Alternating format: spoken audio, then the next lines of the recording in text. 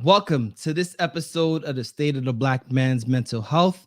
I'm Paige Benjamin of Getting My Cheese Back on My Cracker Foundation and Atomic Travels. And this is and then and in this episode, we're going to be talking about vulnerability as a black man. In my personal opinion, vulnerability as a black man has always been had a negative connotation. As a black man, we're expected to always be strong, expected to always know to do things in a tough way at tough times. We're also expected to have strong presences regardless of the situations that we're going through. In this episode, we're going to dive deep into what it looks like to be vulnerable as a man, as a black man in our society. Um, this topic kind of is an expansion of our last conversation where we're talking about how black men love. To love is to be vulnerable, and to be vulnerable is to be scared. And to be scared is to feel as though that you're taking a risk on certain things that you're not sure where it's going to lead. You're not sure what's going to happen, but there's something deep down inside that says, I want to give it a chance. And for me, getting to a point of vulnerability took a long time. It took years of therapy. It took years of going through my ups and my downs. It was really tough because just understanding the concept of what vulnerability was, it was kind of one of those situations where I was always told, like, you got to be this tough person all the time or people would pick on you. For me, as American born, Haitian American, and, it's a soapbox that I live on, but it was my reality. To be vulnerable enough to tell people I was Haitian was to take a risk to determine how are they going to respond to me. As a kid, I got beat up. I got ridiculed. I was talked badly about because of my heritage, my proud heritage, to the point where being vulnerable with at least exposing that was something that made me retreat and not be too proud of where I was. Fast forward in life, the Fugees came out, White Clef made things poppin'. Everybody on the Parkway was rocking their Haitian flags. Then and only then were you able to see a lot of Haitians come out and talk about being Haitian and proud of it. And we're talking about the matters of the heart, being vulnerable. Like I said, I went to therapy to figure out, what is it that I'm missing or not doing right, to kind of open and receive love from those around me. And, it took me realizing it wasn't always me. It was sometimes the person around me or the way I was feeling about people. And then somebody was telling me about, be mindful of the energy that's around you.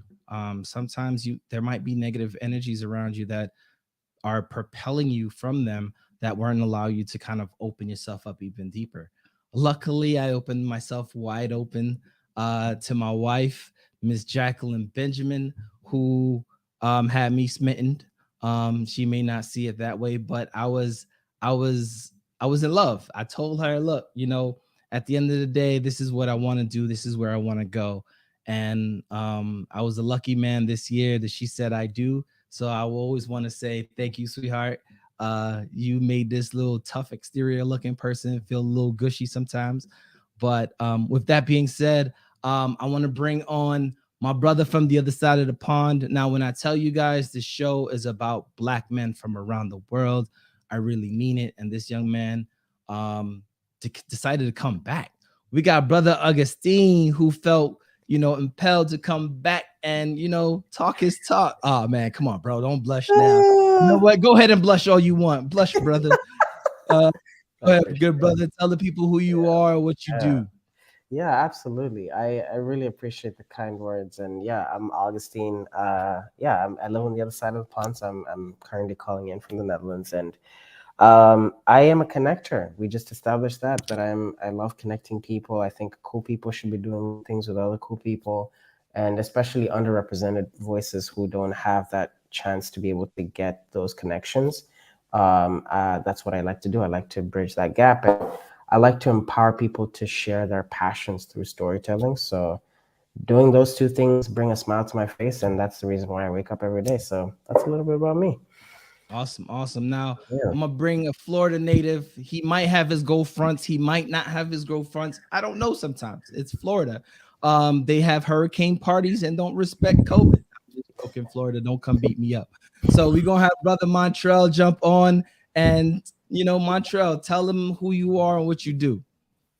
Hey, what's up, everyone? My name is Montrell Newton, and I'm currently a graduate student at the University of Pittsburgh studying clinical exercise physiology. Purge is definitely Awesome. right. We do have hurricane parties.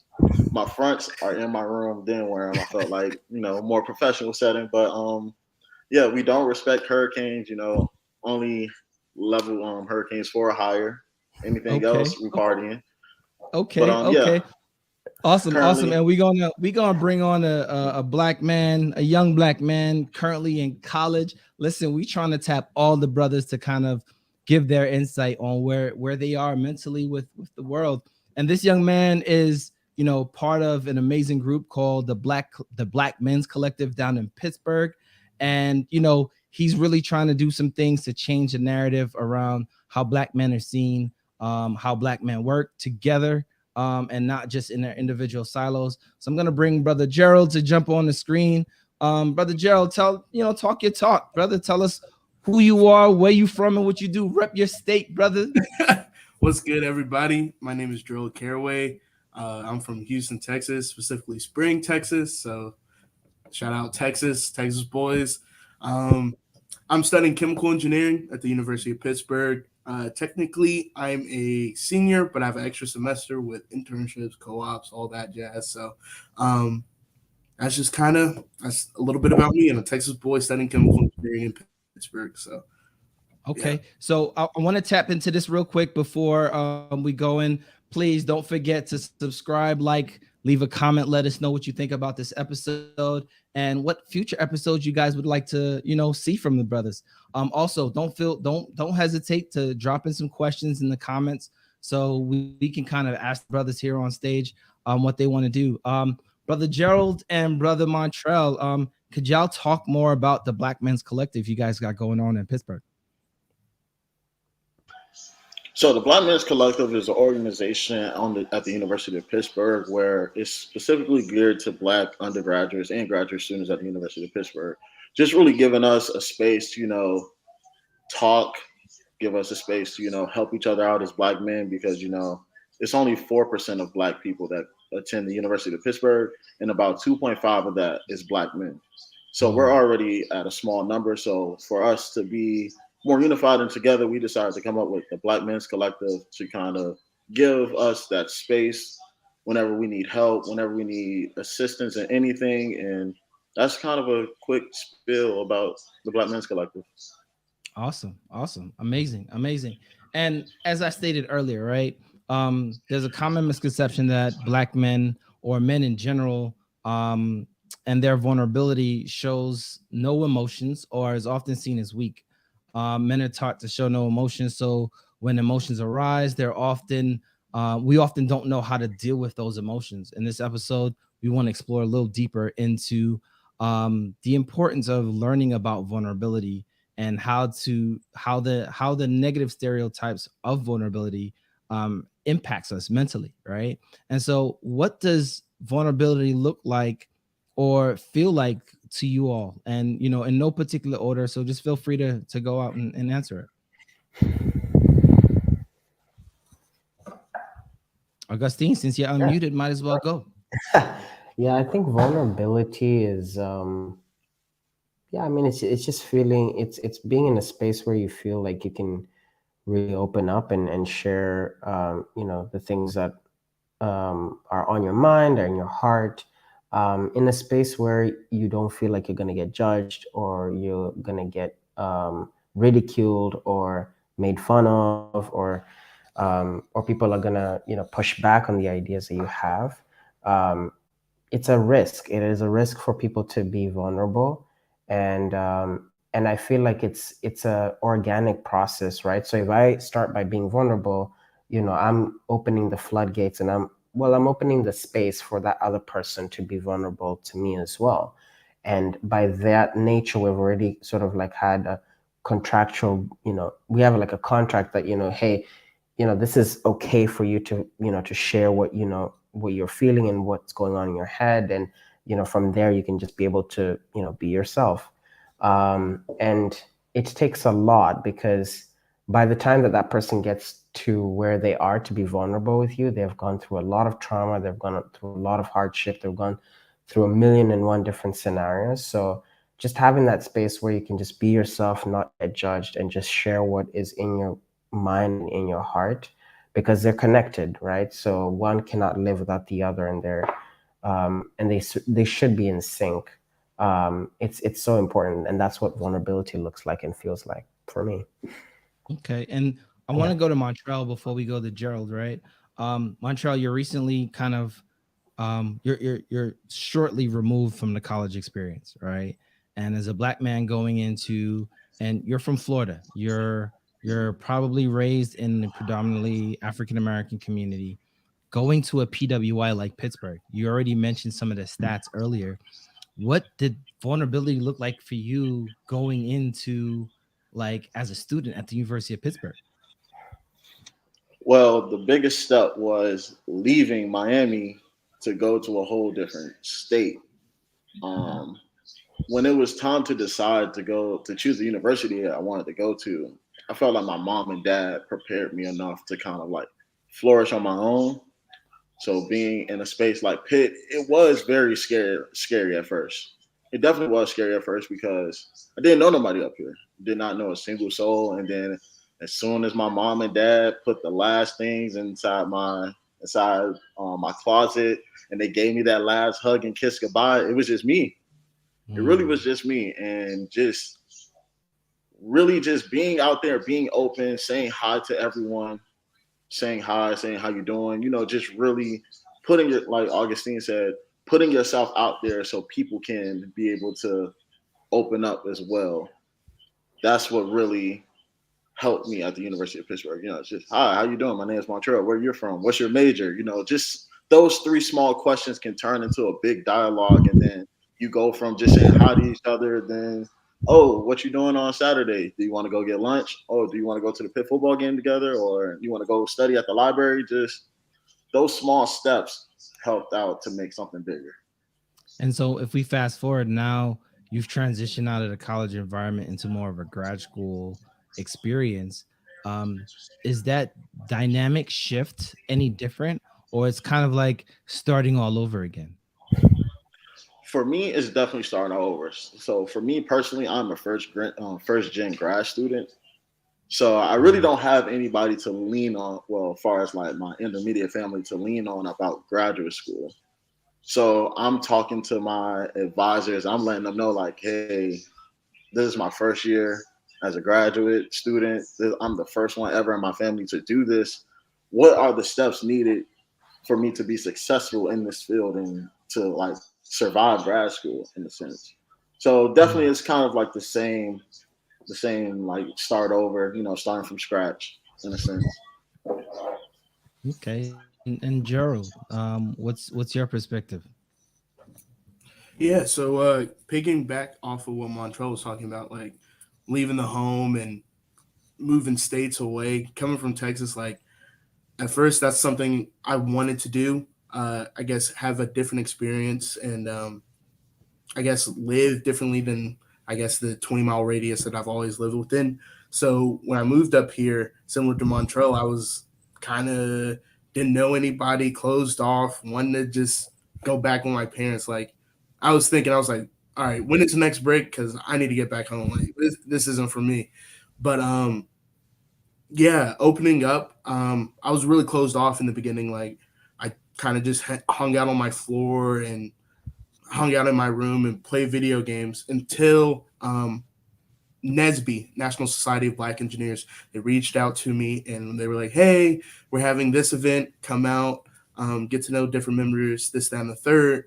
And that's when I kind of started opening up and being more vulnerable and being, hey, my name is Gerald, a freshman, this, that, and the third, just trying to meet new people and I guess talk. And that's kind of what show me like the benefits of being vulnerable. So just being able to talk and communicate and be like, hey, like I feel like I said it a couple times. I was like, yeah, I really don't know that many people here. Like I'm not from Pittsburgh. I don't have family in Pittsburgh. So like I'm just trying to meet new people. And they're like, yeah, just come out to NSBE. And that's just kind of started opening up me being more vulnerable with people in my my area and my community. So like that and intramurals. So intramurals with Nesby kind of opened me up, and I just started communicating and then having that good friendship. So it didn't come naturally at first. Like naturally, I'm a more closed off person, more shelled in. But when I was able to be more vulnerable, I saw its benefits, and it really helped me enjoy my college experience more. So Awesome, awesome. I'm gonna bring on one more person. Good brother, can you introduce yourself to the folks? Yeah, I'm Cope, and I am a father. I've actually finally realized that that was my dream, so I'm just out here living my dream. Okay. You got a sound in the background. Is that something we could put down? If you give me, just mute me for like 5 seconds. Give me like 10 seconds. I got you. I Well, no, got you. like 30. So we're gonna continue back on, right?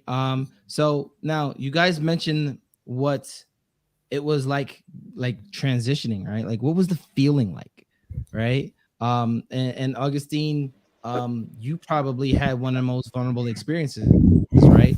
Going from motherland to Europe, right? And adjusting that lifespan and expectations of what it's like to transcend countries. What was that experience like for you? Because there's a level of adjusting to the environment that you're going into. There's the level of expecting people to accept you for who you are, and at the same time, like knowing like I'm no different from these people, but still like there's that level of, angst. What was that like for you? Yeah, I mean, I'm really glad and happy that it happened at a quite young age. I mean, I'm not sure how it would have been if I came to Europe as an 18, 19-year-old. But it was scary. Like, I remember the first month when I was in school, I just realized that the jokes that I would crack, or, just the way I would carry myself, my fashion sense, like I had to do like a literal 360 makeover. And it's not in a sense of like me putting on a different mask. I think it was just tapping into a different sense of myself that I just hadn't tapped into before, given that I was just in this new environment. So this is after I've reflected quite a lot, years later. But it was hard because it was like, oh my God, did we make the right move? I miss my friends. I just want to be in a place where I am the dominant race and not the minority. And, I was even in Kenya this summer, and I was just so comfortable because I was like, oh, that's another black person. That's another black person. There's another black person. It was just like, it's not a big deal. But I'm really glad that I went through that, because then it taught me, about the feeling of being vulnerable and being open. And I think when I started sharing with people, how challenging it was for me, then that's when I was just like, okay, fine. Then they get me, they understood me, they understood why I did what I did. And I think through it all, after the first month, we were able to kind of find ways to like connect with each other. And then I just became accustomed to the culture. And again, I just ran with it. So it's a matter of just like taking a step back and tapping into like who you are, and the different personality traits that you may not have known you had because you were just not in that environment. So it was a very, scary, but, really helpful, process that I went through. And now I'm just really happy to be, to be here, to call this my home. And yeah, that's just, it was just Awesome. having to be vulnerable and just being open. So yeah. Awesome. So, Brother Yeah. Copeland, now that hopefully that sound is out, what does vulnerability look like and feel like to you?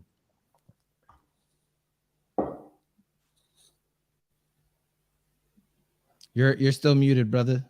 So I'm a very vocal and articulate person, so I talk a lot. And I think that I may sometimes allow people glimpses into my life, and they may think that that's me being vulnerable, but it's not really, because it's very controlled and it's really just a glimpse.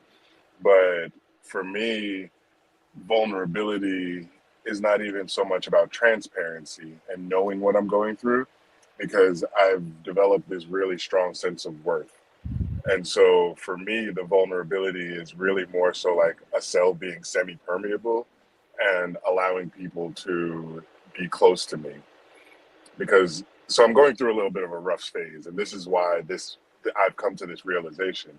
Because when I go through my things, as much as we've been talking about vulnerability in this new men's mental health era, I find that some feelings are better to be reflected on than to be expressed in the moment. Because in the moment, you might want to throw everything away, even though you don't want to, but because you're being forced to express it in that moment, that's what's coming out. It's like, fuck this, get out of here. But that's not really how you feel. So some things are meant to be reflected on. And then, so there's also a period where I kind of cut off communication because I've explained this as seeing myself like a spaceship and I'm being bombarded and we need to put more power to the front deflectors. Where are you taking power from? Not the oxygen. It comes from communication. So I end up not really talking as much. But then it's like, so what are your friends really for? Was the existential question that I had to ask myself. And I'm doing it while listening to reggae music. And what I realized that my friends can do for me, I don't know if it's everybody, but for me, what my friends can really do for me is in the times when I'm not going through hard shit, by being good people, you make my music mean something when I'm going through my stuff. So I don't actually ever need a person or anybody to do anything, but the fact that I can listen to music and there's so much, you know, listen to reggae, so there's stuff that I can listen to. And the truth of the matter is, if I didn't have my friends, then the music wouldn't be true. And so it's like the best thing that my friends can actually do for me is allow me to have my music mean something when I got to put my head down and go through what I got to go through. So for me, the vulnerability is allowing people in a space, not in a negative, in a bad time, but just in a space in general where they're able to have an effect on how I feel, even if they're not around. So that actually, I mean, you just transitioned me right to where I wanted to go, right? You know, when it comes to expressing yourself, and I think Copeland touched it, he's a nonverbal communicator for the most part, right? When he's going through things. Are you guys more verbal or nonverbal when it comes to like expressing how you're feeling? And you know, how do you communicate your emotions when you're in these vulnerable spaces? Am I still on? Me? Or Yep, anybody can jump on that. Montreal. well, I don't. Montreal looked like he just came off. So Montreal. Yeah, so I know for me, specifically, I just like to whether it's friends, family, peers, if I'm comfortable around it, because you know, vulnerability to how it feels like to me, you know, I get those butterflies in my stomach, sweaty palms, sweaty armpits. That's kind of how I feel. But definitely the transparency part to me is very important because like none of us are mind readers. I can't tell if you're having a good day or a bad day. Your facial expressions or your body language can say something, but your mind state could be something totally different. So definitely telling somebody or telling the person how I'm feeling, telling them I've definitely actually I tell my professors this all the time. Like if I'm not having a good day or if I'm not having a good day. So they kind of understand and have that empathy towards me so we can like take where we are now and move to where we want to go in a sense. Okay. Anybody else want to tap on that? Yeah, so I guess in a similar way, I guess from a younger age, my parents would be like, you have to be able to express yourself so people can understand what you're going through. So that's something that I always try to work on because I guess for me personally, I always want to shut down and not express myself. But I know that if, let's say, it's something that's troubling me and I need to have that help, I have to be able to express that people might not necessarily like if they're I guess a more new relationship be able to pick up on, okay, I can see by his body language that he's upset, so I can aid him. So I guess it just, especially for newer relationships, I feel like communication is always key, and being able to say, hey, this is what I'm going through, um, is always beneficial. But I also feel that at a certain point, um, once you become comfortable with enough people or you know them long enough, they'll be able to pick up on different things about you as a person, your body language, kind of how you're talking, and be able to say, hey, are you all right? And that's, I guess, how I see vulnerability can be expressed in two ways. It just depends on, I guess, the length of the relationship and I guess how long y'all have been able to communicate. So. Yeah. And you know what's interesting is especially since Cope is on. Cope's very boisterous, right? I mean, Cope doesn't take an opportunity not to talk, all right? But at the same time, we sometimes feel restricted of how to express our raw emotion, right? And I think that, Cope and I was having a conversation earlier about AB and how AB just rawly expresses himself, and is expected to continue explain why he. And when I'm talking about AB, if you guys know who I'm talking about, right? All right, cool. Just making sure. Football player here, well, American football player here in the United States, Augustine. So I'm just, I know you're hip to the things, but we were talking about how Copeland was coming from the perspective of it's not our job to kind of like stifle his message, and I was coming from the point of like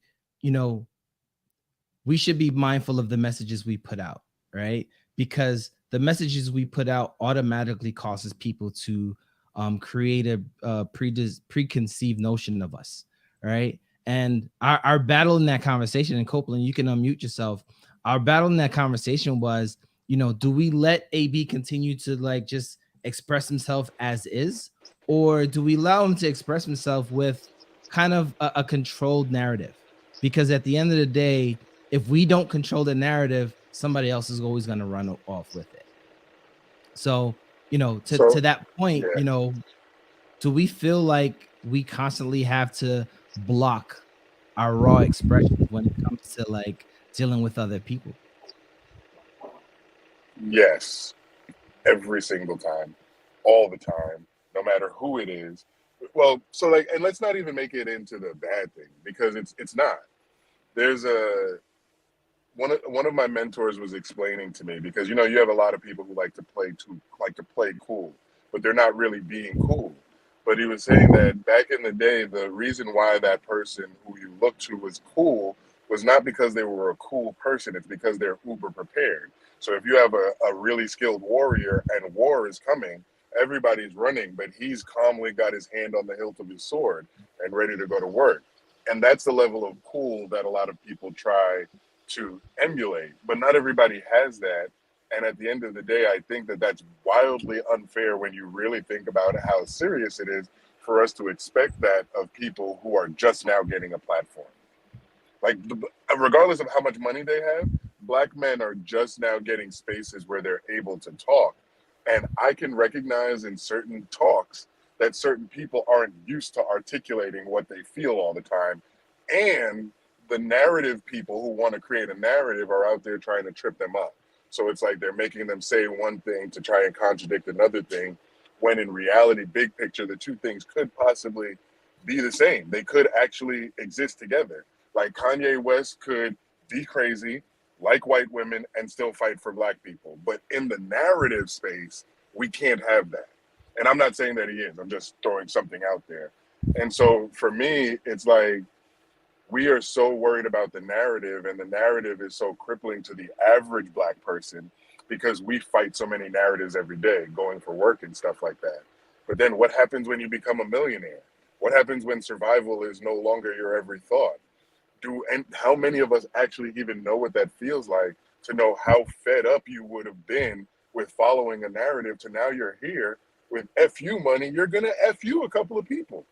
And I feel like we need to see more of that, because us who don't have FU money, we still have a right to tell people to fuck off. And as Black men, we do not feel like we can. We don't exercise that right. And the reason why, because we don't always want people to fuck off. So we want to be the stoic person in the storm or whatever, because we want afterwards, we still want our friends to be around. But sometimes when you're about to go against the maelstrom, you can tell your friends to shut the fuck up and let me concentrate, which is essentially what our shutting down is. And I think that we've gotten to the point where another group's narrative of what the shutting down looks like has taken over what the shutting down actually is. Because our hearts never stop. When you stop talking to your friends, do you stop loving your friends? Unless they're the reason why you stop talking to them, when you get out of your thing, you want your friends to still be there. And sometimes it's just not their storm, as much of a friend as they are. So I wanna tap Augustine and Montreal since you spoke on the men's collective. Like Augustine wants to be a connector. Montreal, you and both Gerald are part of the Black Men's Collective in Pittsburgh. Do you feel like the Black voice is kind of stunted in your prospective communities, right? And being able to truly express yourselves, because Augustine, Yeah. you look put together. I'm just gonna say from my perspective, Oh my gosh. you look put together. Yeah. You're very meticulous in what you say, Yeah. right? And is Yeah. that because of the industry that you're in and you feel as though that my words can be easily misconstrued? No, I think it comes from the fact that I'll be very honest. Like, I mean, thank you, and I appreciate that, and I really take that all in. But no, I'm not well put together. I have days where I absolutely lose it. I'm not productive. So I'm a normal human being. I think it came. The honest answer is that it came from a conversation that I saw of Justin Baldoni. So he's an incredible actor, and I think a lot of people know him from Jane the Virgin. And he did a TED talk called "Why I'm Done Being Man Enough." So if you guys have a chance to check it out, definitely do. It's the best 24 minutes you'll ever invest in yourself. And I'm not gonna lie, when I first saw it, I was a little skeptical because I was like, he's an actor. Like, what value does he have to share with the world? But one of the things that that he said in that talk is that he had to catch himself and he had to stop himself from like completing his wife's sentences or cutting his wife off, because she's capable of like sharing her thoughts and commanding a room and controlling a conversation, and she doesn't necessarily need his assistance in that sense. So for me, I'm not. I know the weight of my words because I'm a Black person and I'm a Black man, and there are just so many things that Black men have to deal with. And one of the things that I hate to do is mansplaining. So it's like you have to frame it in a way that shows that you're trying to add value, but you're not trying to explain it to someone that already knows what it is. And again, those are just some of people can see that as a privilege that, hey, you can walk into a room and you can command a room and no one will ever question your ability. But that is also a curse because it means that I can have people on the other side that are like, but I know how to do this. Why are you telling me how to do this? So it's just being, I'm just conscious of how my words can make people feel. And that's why I'm always trying my best and I'm always correcting myself and always saying, I'm sorry if I use the wrong words, because I know what power they can have over people. And I just want to make sure that everyone feels like they're seen and they're heard. So yeah, Okay. that makes So, sense. Montreal, before you jump on, I'm a former Pitt grad, right? And as you know, Pitt has What's a it's pit had grad? Pitt grad, University of Pittsburgh graduate. Oh, You I know, thought you the said pit rat. I'm like, what's a Pitt pit? grad, right? And I was part of the class where our freshman class, somebody found a noose on their door, right? And our Black Action Society, everybody stepped in, everybody was, at an outrage, but it was where we were. I feel like we were at a time where we can actively talk against the system, actively express ourselves. I think that's changed as of late. Um, as a member of the Black Men's Collective in Pittsburgh, do you feel as though that, as Black men in the city of Pittsburgh or in the area, you still have the ability to rawly express yourselves? And is that kind of why you guys created this organization and platform? Um, that was a hefty question. Um, I think, in a sense, we made the Black Men's Collective for us to open up and speak freely amongst ourselves, so we can work together. Because I mean, me personally, I know a fist hurts more than a slap. So therefore, if we come together and we come up with plans and we come up with ideals, we can help push that up the greater ladder. Because right now we have Vice Provost Kenyon Bonner, who comes in, he jumps into meetings to kind of, be there. He was the dean of students, but then he changed it.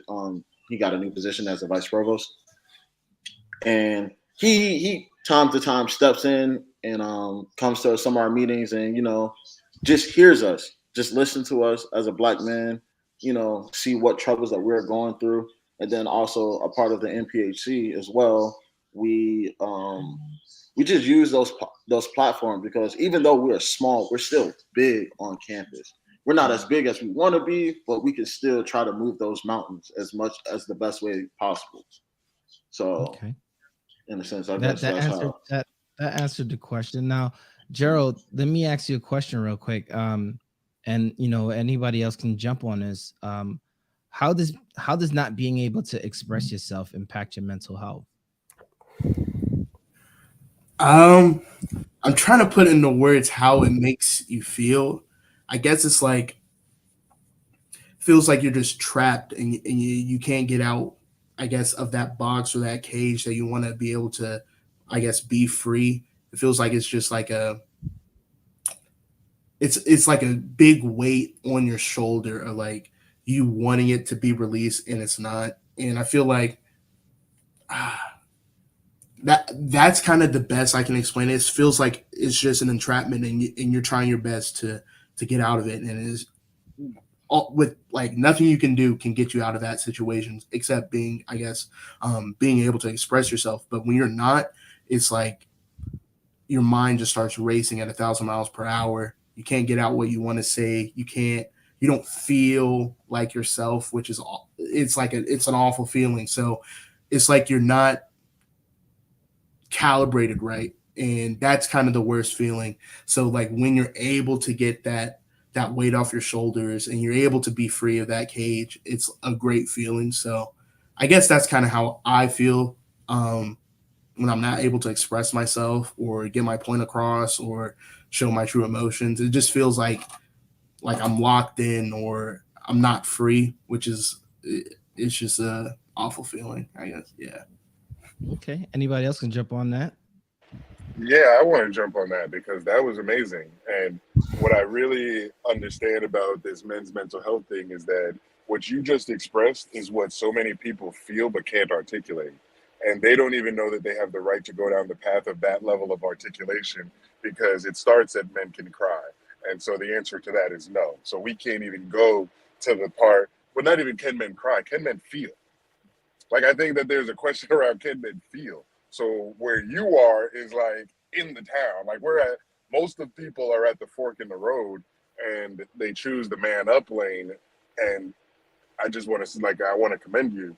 And I think I came in late after you guys are all a part of a collective that provides a platform for Black men to speak. Yeah, yeah. At the University of Pittsburgh, we have a Oh, no, no, Black I Men's know. Collective. That was the only dot I needed. Everything else Mhm. makes sense. That's dope. So I don't know where he went. So I guess I'm gonna host now. But I black on Page all the time because he he's a creator of this space right here. He's created this space for us to come and talk. And he was asking me questions about the space, and I'm like, bro, it's done. You cut the cornfield, and the Absolutely. diamond is up. Go sit in the stands and eat the popcorn. And then now you guys are here, which is kind of crazy because I've been MIA for a little while, and for me to come back on this episode with a bunch of young brothers who are basically doing the same thing, which actually understands what he's doing. Because here's the crazy thing about this guy right here. He doesn't understand fully how important what he's doing is, like, for us. He's he's more thinking about what we're showing the world, which is also very important that we're showing the world that Black men can feel. But the fact that we're just sitting here and talking here, like, what's your name? Augustine. Like, I can see Yeah, Augustine up in the corner. He yeah, just smiling. He like, yeah, you know why? Jay-Z said it in his song. He's like, I'm just a real nigga trying to live a dream. yeah, Now I'm a real nigga trying to make a real nigga feel seen. And now you feel seen. Mhm. That, damn, and so it's really, and so like this space, to create this space is really very, very simple. yeah, The yeah, real issue is making sure that when people, the hard part is making people feel safe when they yeah, come into the space. And it's yeah, really just a matter of just opening, because like you said, we don't get that. That constipation, that spiritual constipation that you were talking about, Gerald, most of us live with that as like a pain that we just think that we have to live with. And so there's going to be people that you're going to reach out to who are feeling that pain, who don't know they're feeling the pain. But you can see it in them because you're at a point. I listen to you, that the way that you explain that, I know for a fact that you understand and what it is. And it takes courage to say that, because the response sometimes can be you're bitching. It takes a real level of courage to go down that road of that. Like, that's why I come on. I don't tell people what I do, because people tend to try and, I'm just a truck driver. Like, that doesn't tell you anything about me. The thing that tells you the most about me is that I'm a father. So that's really what my son is in Sky Zone right now with another parent. Like, I told him I'll be out in an hour, but because I almost wouldn't have made it if that other parent wasn't here, because that's the most important thing to me. And I think it's just very important that it is important. So to touch on the AB thing, I think it's important, Augustine, you guys are leaders, right? You guys here are all leaders. We can understand it and appreciate that. But I think it's wildly unfair that every single successful Black person who then has a platform is forced to be a leader in the way that we want them to lead. And it's not like the Kanye West thing. I'm not gonna sit here and say what he's doing. I don't know what he's doing, because I don't really pay attention to that. I'm busy.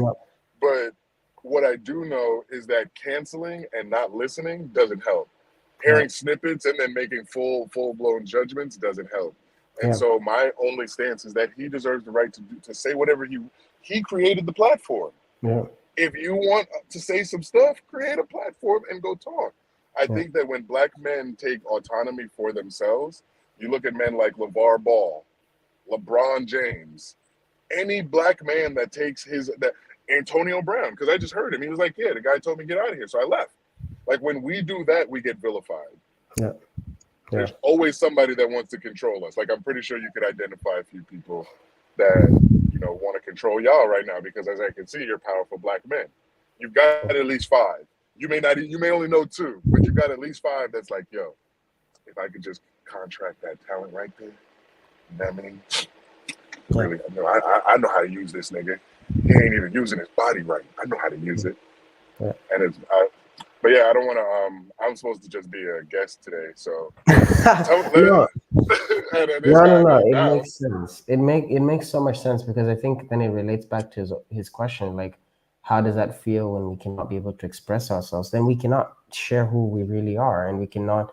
And then people are going to create versions of who they think we should be, or they think we are. And it's like, no, we need a safe space where we can be able to actually share what we're feeling. And you're so right about Kanye West. We don't know what's going on in his head, and we don't know what his day-to-day look like, right? We're only getting like a snippet, an hour maybe, or an hour and a half out of the other 23 hours. And we don't know what he's doing and what he's up to and what he's dealing with and what he's probably gone through to be able to react the way, he is.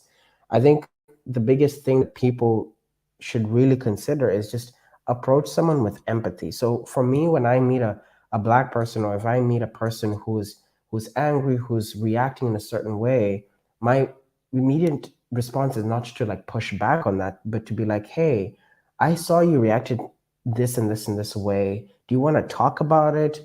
Do you feel comfortable sharing that with me? Because I feel like, maybe it could have been a trigger point. Maybe it could have been something that has happened to you before. And that just opens the door and makes them feel like they can be safe. It's not always the same. It's not, they're not always going to jump on the bandwagon and be like, oh yeah, I'm going to tell you why that triggered me. No, but I think it's just having that grace. And I think that's what sometimes I feel like our society is missing. And it's so hard for Black men, because people don't know what we've been through. People don't know what we are always constantly thinking about, and all the worries and everything that is happening in our brain. So if people showed us a little bit more grace, then I think the world could be a better place. And I didn't mean for that to rhyme, but it just happened to be. So there you go. I like it. Telephone, Maxwell. Montrell. Montrell. I like. I like what you said about taking that narrative and making it yourself, because if somebody runs with that narrative, you really don't know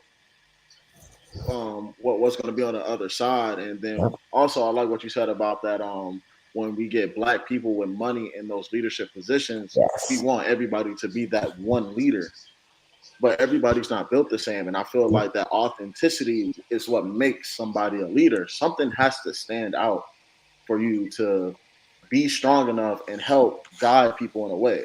Everybody, we're 5 different people. We have 5 different mindsets, morals, and how we live our lives on a day-to-day basis. So how is one person supposed to dictate how we all live how he is supposed to lead us in a Exactly. sense? Exactly. Because Sorry about that, it's just not gonna work. It's no way. There's over a billion people on this earth. We got one person trying to lead us. He can't make all of us happy.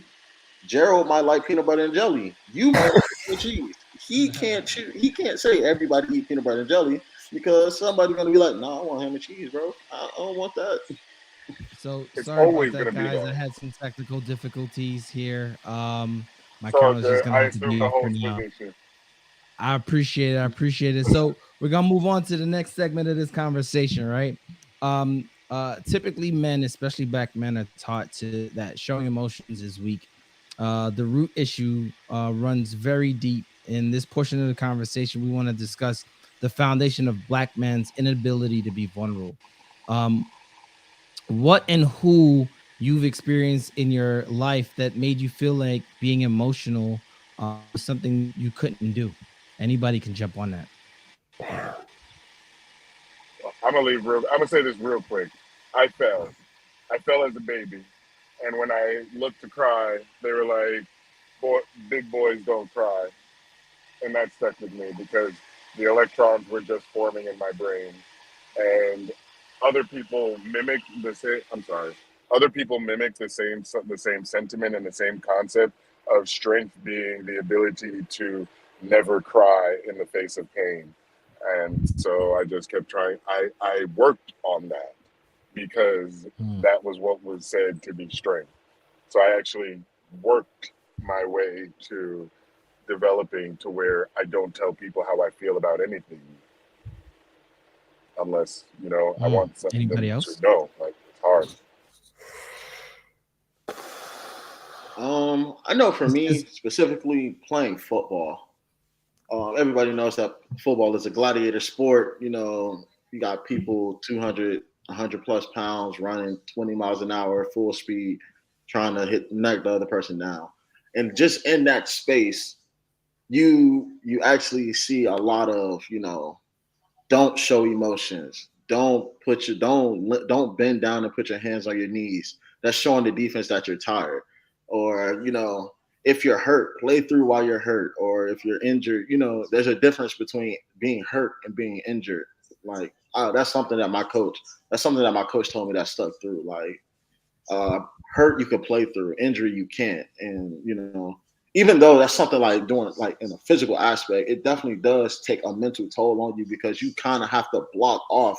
It's like you have to like shut off that feeling for you to continue to play this sport and continue to do the best that you can do while trying to perform.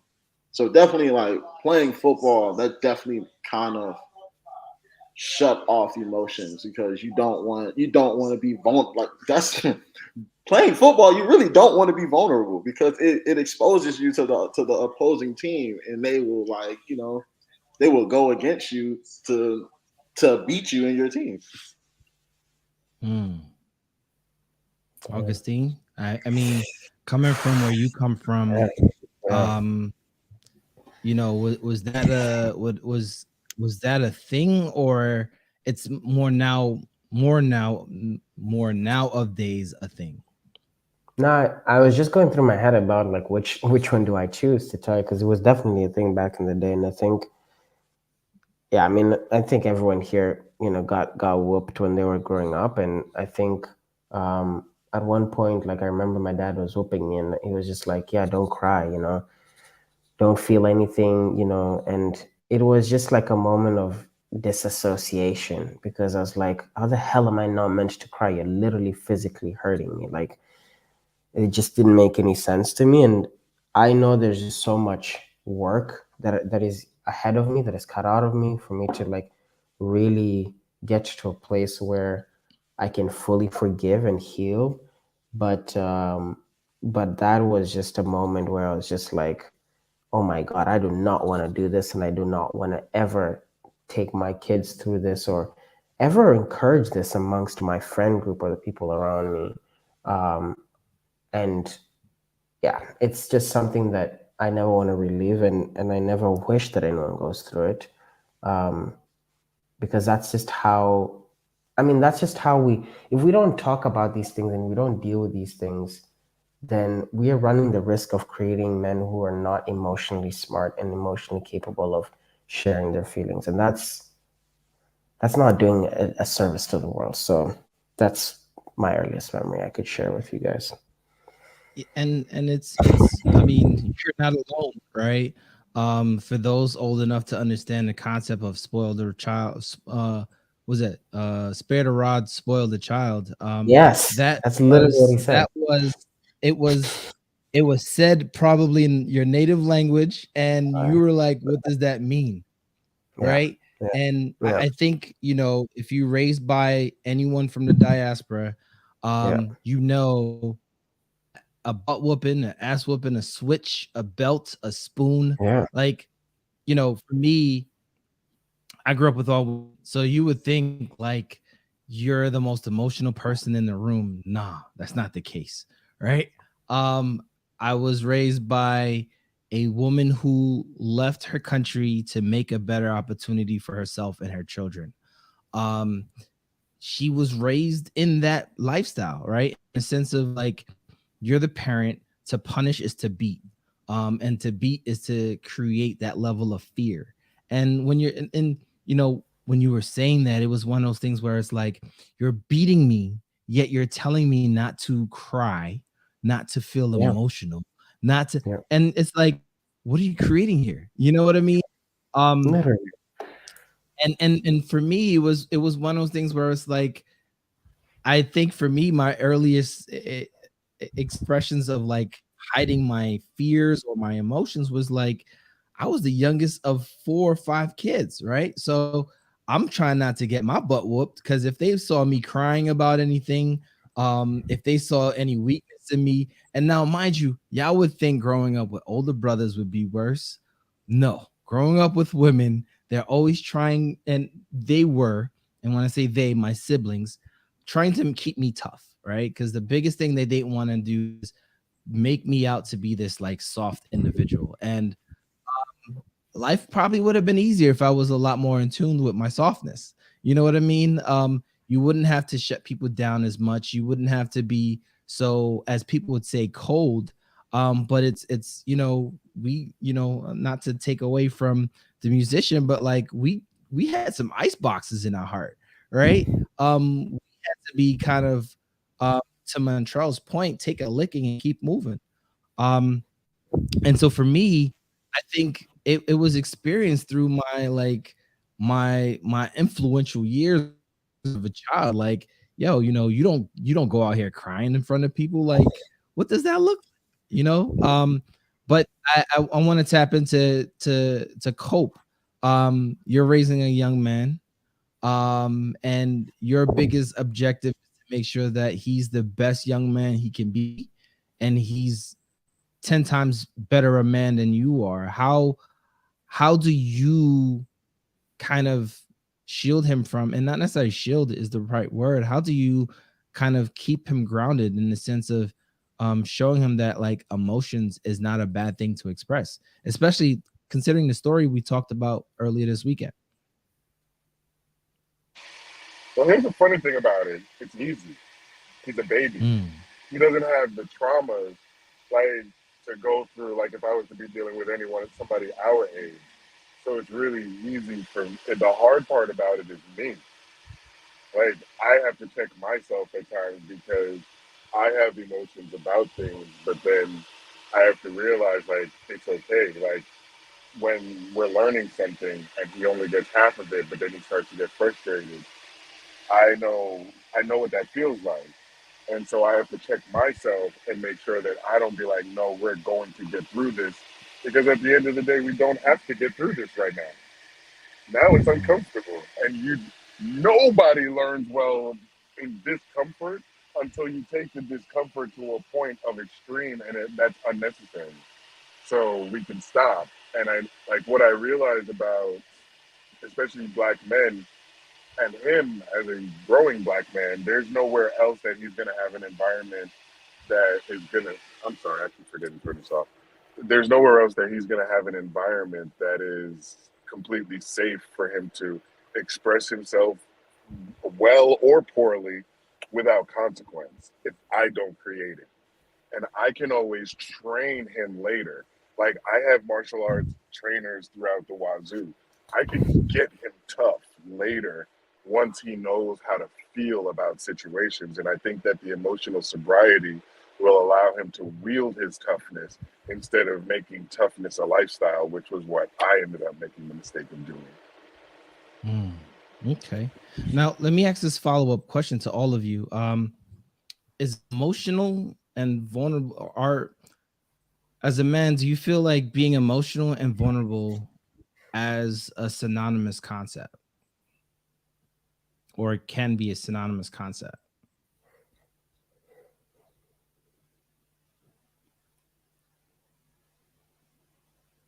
Well, I think the vulnerability is just simply the sharing of the emotions, because the problem is the narrative is out there that men don't feel because somebody pretended not to feel and then somebody actually wanted to believe it. Because, to be honest, it's easier to deal with people who don't feel, and knowing they don't feel, it's easier to be jerks to them. So, okay, we'll run with that. But the truth of the matter is that men have always felt, and we've always cared, we've always had emotions. We just never shared them. So the vulnerability is, I think the vulnerability is simply the knowing that emotions exist. So now the pressure to express the emotions when somebody else calls on you to express it should no longer be there, because you know the emotions exist. We'll express them when we're ready. I think that if that level of grace was given, then a lot more understanding would happen, because now I can talk to you about my feelings in reflection instead of talking to you about it while I'm going through it. Like, it might feel like I just got hit with a left hook because of the way I feel, but really it was my ancestors turning my head that way. But that's what you're gonna get in reflection versus me saying, "Yo, I just got hit by a left hook, bro," right after it happened. I believe. Like, I'm still working on that too. Okay. Anybody else want to add to that? Damn. I take that as a no.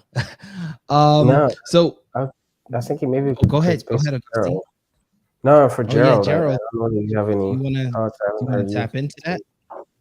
Yeah, I was just thinking it's kind of hard to remove, I guess, the emotional aspect from being vulnerable in a sense, because when you're being vulnerable, most likely with what you're being vulnerable, it's going to cause an emotion to occur within you, especially if you're sharing something extremely personal where it's something that I guess has been inflecting on you, and you've just been constantly weighing with it.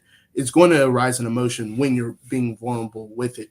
But I don't know necessarily if being emotional is being vulnerable, because in a sense, you can be angry as all get up, and that is an emotion in its right, and it's not being vulnerable in the slightest. It's just you having anger and expressing that. But I feel that, I feel like it's not a two-way street. It's more of a one-way street with being vulnerable and being emotional. That's kind of how I look at it, because just by showing emotion, you still may be closed off, and you still might not be able to express yourself how you're wanting to. So that's kind of how I see those two different traits playing out. I feel like, yes, they're interconnected in a way, but it's not a two-way street. So that's kind of how I see it. Okay. Nice. Okay. Nice. Did you want to add to that, Augustine or Montreal? I mean, if not, we can continue. Gerald hit Yeah, on There you go. yeah. Go There you ahead. go. So we've talked about whether or not, emotional or being vulnerable or synonymous. What are some ways that we can unlearn unhealthy habits, right? You guys have talked about how we've been conditioned somewhat to kind of suppress our emotions, which kind of suppresses our, and if if I'm understanding this correctly, it suppresses our ability to be vulnerable, right? And Gerald, you're probably youngest amongst the squad here, and you seem the most emotionally in tuned, right? And I'm probably the oldest. Well, Copeland's the oldest person. I'm just gonna give it that to him since he's off screen. Copeland's the oldest person in the squad, and so he's also in the father figure role, or the father role, the trying to make sure that his son is in a good place. Like, how do we let me take it a couple of steps back. How did you come to a place of being so emotionally tuned, and being able to express yourself? Because Copeland gave you some kudos in being able to be at a place where you can articulate your emotions as it relates to your ability to be vulnerable as a Black man. Yeah, I appreciate the kudos. I guess it's gonna have to be with my dad. So uh similarly, like how he grew up, it's hey, you have to be tough, like this is the way to go. And as he grew up, his father, my grandfather, was like, hey, that might not have been the best way to parent. Like when I was growing up, I was a little kid. My dad was telling me, like, yeah, me and your grandpa would just talk just how to parent. What did he learn that like I should do and implement stuff like that. So it started before me, honestly. That's kind of why I'm in the position that I am. So with my dad, I guess taking that proactive steps in wanting to, I guess, unlearn that behavior, even though he did have slip ups. Like, I guess, similarly with football, he was like, you can't show emotion because people are going to use that weakness against you, which is true. But in my brain, I was just like, don't show emotion. Like, it was no other explanation after that. It was just don't show emotion. But,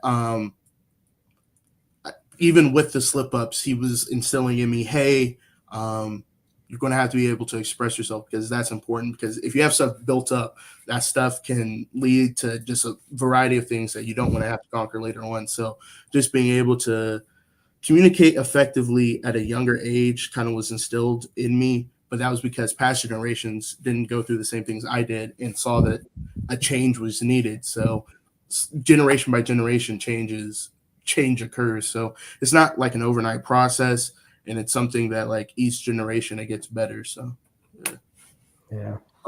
Okay. That's so Sounds like powerful. amazing. I mean, geez, I was raised by your parents. My I dad was mean, yeah, engaging and involved in my emotional upbringing. yeah.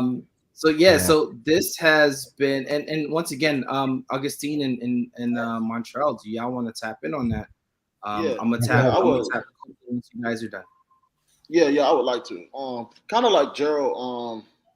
My dad kind of didn't have the greatest relationship with my grandpa early on, but as my dad and my granddad got older, that relationship started to form. And just like how my dad told me, it was kind of like when he had me, it was kind of like on the job training, learning how to be a father, learning how to care for another human being. It's different. It's difficult. I really feel like there's no one track way of how to take care of a child because every child is different. The times are different.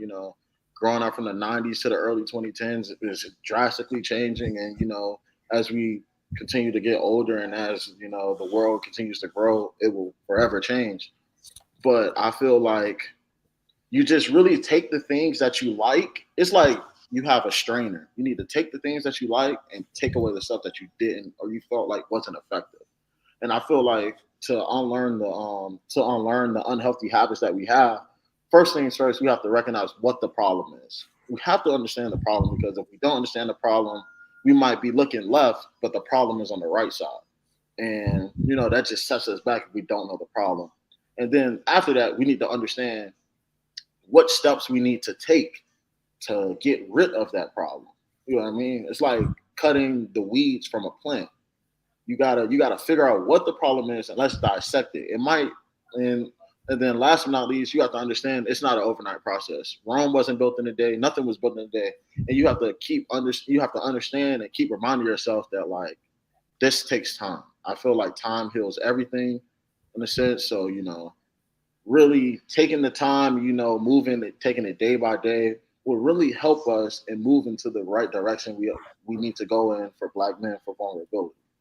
So yeah, just definitely finding the root of the problem, finding out the root, finding what steps that are needed to get rid of that problem, and then just keep reminding ourselves that like it's a slow process. This is a turtle race at the end of the day. Awesome. Awesome. Perfect. Yeah, I think just to tie it up, I think just surround yourself with people who are on that journey, who want to make that conscious change, who also just want to, unlearn like you are unlearning, right? I think there's so much power in community and having people who, as you're going through that journey and you have a couple slip ups, you're like, hey, can I consult with you on this and this and this? And this is where I'm at. I think that's just so important to have. And this is just why I love this conversation. And I think that's probably the reason why I came back, is I just realized how nice it is to have these kind of people in my life to be able to talk about this and just reason out and not feel like I'm going crazy, because I mean, you can get together as men to talk about the experiences and the pressures that you feel, but it's an extra level and an extra upgrade when you do it with Black men and people who are like you, who've gone through the same experiences as you. And therapy, if you have the chance to invest in that, I would definitely recommend that. It's I personally am one who likes to figure things out by myself. I like the thrill of the hunt and trying to like see things and have realizations and have aha moments.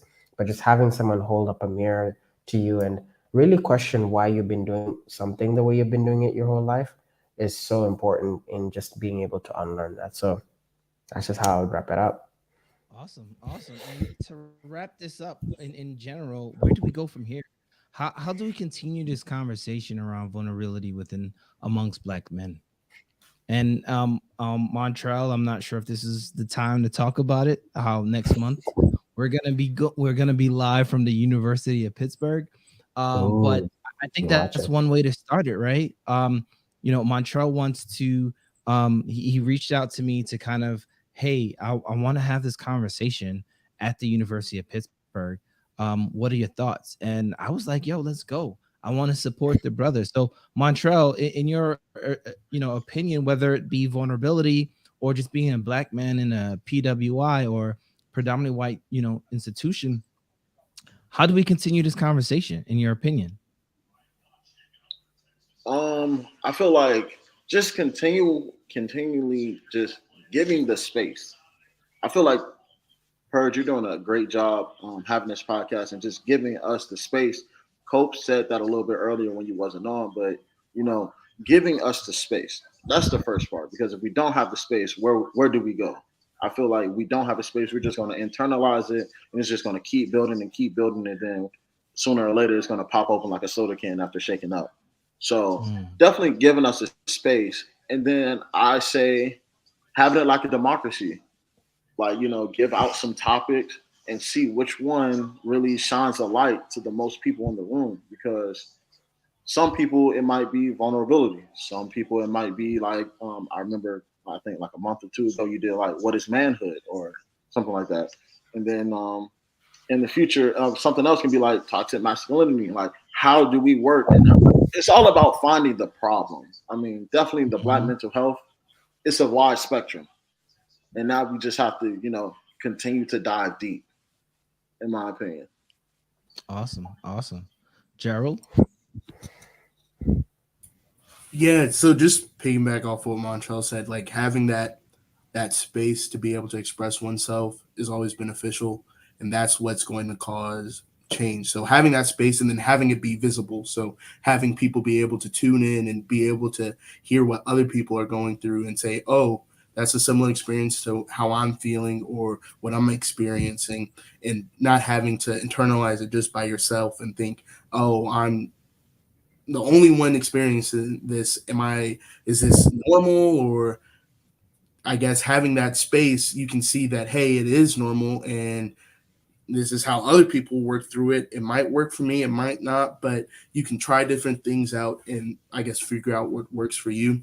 So just having that space, and then I guess providing a space for that place to be authentic. So like the space that you're creating, it feels like an authentic space. People can express themselves authentically in how they truly want to portray themselves. So having that authenticity with like being able to express yourself is also beneficial to, I guess, keeping this like Black mental health movement going. So yeah. And I'm gonna jump over to the brothers from the other side of the world, right? So, brother Augustine, off air, we talked about it. So we got, if we're gonna talk about it, let's talk about it in the light, right? So one of the things that people don't know, it's about 12 o'clock at night for brother Augustine right now. It's literally midnight over there. And you know, this is a topic that was important for him, and he chose to jump on and participate. And I asked brother Augustine offline, I was like, hey brother, how can we get more brothers from the other side to really participate, to make this a truly diaspora and supportive pod platform? And brother Augustine, I'm gonna hold you, I'm gonna put you, we live. So are we going to have a diaspora or European, or however we want to call it, episode where we have brothers around the diaspora? And I'm gonna ask you to help co-lead that conversation, because you guys in college here at the University of Pittsburgh are probably experiencing the same things over in Europe, at Oxford, at any of these other schools. Because guess what? Just because we're in a different continent and different location, our color is still the same. You know what I mean? The trials and tribulations in which we are constantly dealing with are still the same. So, brother Augustine, I guess the next step is waiting for the UK version of you know, the Black Man's, you know, mental health podcast, right? Yeah, no, for sure. I know of like 2 or 3 people who came to my head who I think could, you know, could really do a good job and share a lot of great stuff here. And it will make other people realize that we're all the same. Like, just listening to each one of you guys talk, it's just been like, oh wait, I went through that. So yeah, we'll definitely connect offline, and I'll definitely, you know, we'll definitely set something up. But yeah, I think just take this podcast and share it with another Black person, and also just reach out to that Black friend that you've been meaning to, especially that Black man that you haven't talked to in a while, or you haven't seen in a while, pop up on your Instagram or TikTok or whatever, just to check in and see how they're doing. You know, we're entering very dark, you know, times in terms of like, you know, winter and how the sun goes and sets very early. And it's just so important that we have people in our community who are constantly checking up on us. So yeah, let's do it. Let's do it. Awesome. I'm super excited. Well, I appreciate all you gentlemen for jumping on. I'm gonna ask you guys to hold on just for a bit longer. But with that being said, thank you all for joining us today on Being Vulnerable as a Black Man. Get My Cheese on My Cracker is pushing for mental health and mental physical health. So for the month of November, we will be kicking off a new physical fitness challenge for mental clarity. We're asking folks to help participate, and what we're going to be doing is a drive. We're asking everybody to do 30 hours for the month of November for mental clarity. The goal is everyone's going to do, we're hoping people can do an hour a day for the month of November. We're asking participants to donate $5 to participate. What we're trying to do is build a fund where we can find where we can identify a teleservice that we can provide at least 1 month subscription to someone within the community that needs the mental health services, at least at the telepresence level. And if we can do that, I'd love to partner with the Black Men's Collective. I'd love to partner with Augustine. Definitely anybody that's out there that's interested in partnering with us for this challenge. We're looking for providing resources to the people in our community. A lot of us are talking about it. Let's put the $5 to it, right? And we're looking for at least 100 folks to participate. That's 3,000 hours for the month of November, but we're not going to stop if everybody is encouraged to keep going. And so with that being said, we'll be putting out promotional information for that at a later time. So with that being said, don't forget to subscribe, like, comment, follow us on all streaming platforms. And yeah, it's the State of the Black Man's Mental Health. And I'm Paige Benjamin. Peace.